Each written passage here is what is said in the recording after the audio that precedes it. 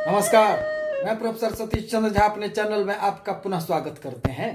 समय के साथ कौन नहीं चलना चाहता है, परंतु यह तो व्यक्ति की नियति होती है कि कभी या तो वह समय से बहुत दूर निकल जाता है या फिर समय से इतने पीछे चला जाता है कि जिंदगी को संभालने में ही पूरी समय व्यतीत हो जाती है।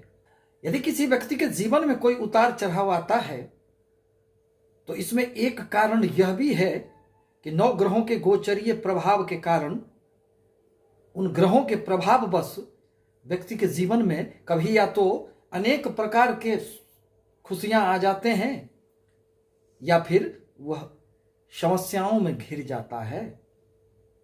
इसी संदर्भ में 6 अप्रैल 2021 को सबसे अधिक शुभ ग्रह देवगुरु बृहस्पति का राशि परिवर्तन होने जा रहा है और वह अब मकर राशि को छोड़कर अपने नीच राशि से निकलकर अब वह कुंभ राशि में प्रवेश करेंगे, जहां वह शनि के साथ जो अभी तक उनकी युतियां बन रही थी उससे अब वह स्वतंत्र हो जाएंगे, क्योंकि जीवन में देवगुरु बृहस्पति ही एकमात्र ऐसे शुभ ग्रह हैं जो व्यक्ति के धन, शिक्षा, संतान, दाम्पत्य जीवन, भाग्य, कर्म एवं लाभ के कारक माने जाते हैं। यदि कुंडली में देवगुरु बृहस्पति की अच्छी स्थिति हुई तो जीवन में किसी भी प्रकार की समस्याओं का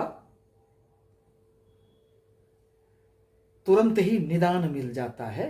परंतु यदि देवगुरु बृहस्पति आपके कुंडली में नीच के हुए, कमजोर हुए, 6, 8, 12 भाव में बैठे हुए हैं तो ऐसी परिस्थिति में देवगुरु बृहस्पति बहुत अधिक शुभ प्रभाव उत्पन्न नहीं कर पाते हैं, अतः व्यक्तियों का जीवन अनेक समस्याओं में घिर जाता है।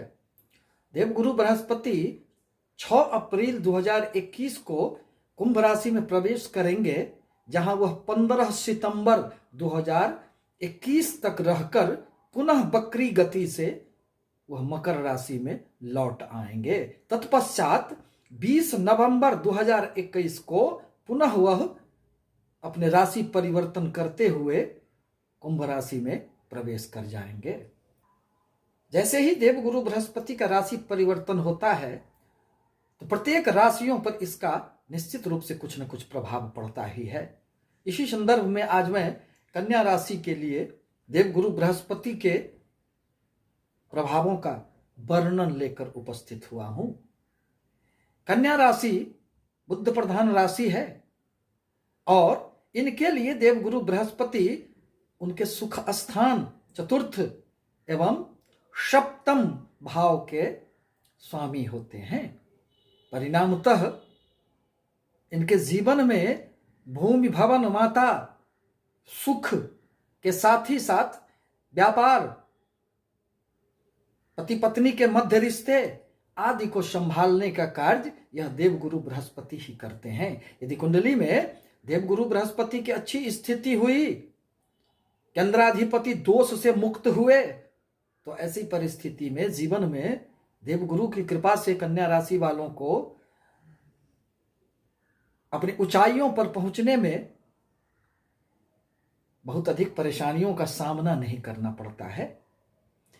अब देवगुरु बृहस्पति अभी तक आपके पंचम भाव में संचरण कर रहे थे, जो अब आपके छठे भाव में प्रवेश करेंगे। कुंडली का छठा भाव ऋण, शत्रु एवं व्याधियों का भाव होता है, परंतु इसके साथ ही साथ प्रतिस्पर्धाओं का भाव भी यही होता है।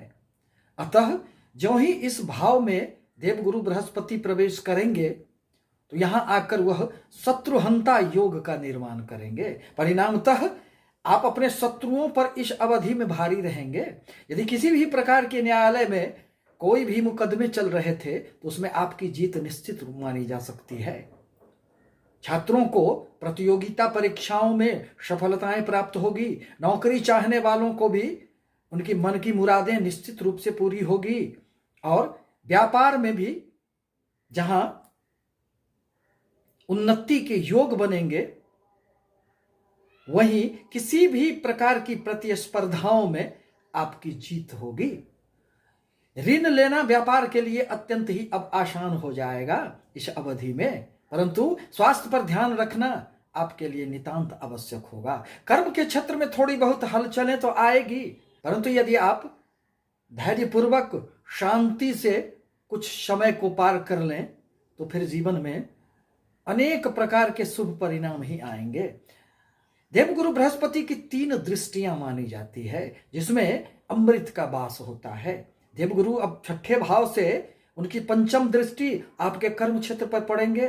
परिणामतः कर्म क्षेत्र में आपको कुछ परेशानियों के साथ निश्चित रूप से उन्नति के मार्ग मिलेंगे। पद प्रतिष्ठा का सम्मान प्राप्त होगा। नौकरी में स्थान परिवर्तन के भी योग बनेंगे।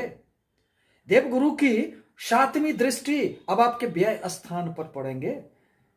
खर्चे में निश्चित रूप से वृद्धि होंगे, परंतु वह शुभ कर्मों में ही खर्चे माने जा सकते हैं। बाहरी स्थानों से भी आपको लाभ की संभावनाएं बनेंगी। सुदूर क्षेत्रों से संपर्क स्थापित होंगे। यात्राओं का आपका योग बनेगा। धार्मिक यात्राओं का योग बनेगा। साथ ही साथ देवगुरु बृहस्पति की 9वीं दृष्टि अब आपके धन भाव पर पड़ेंगे।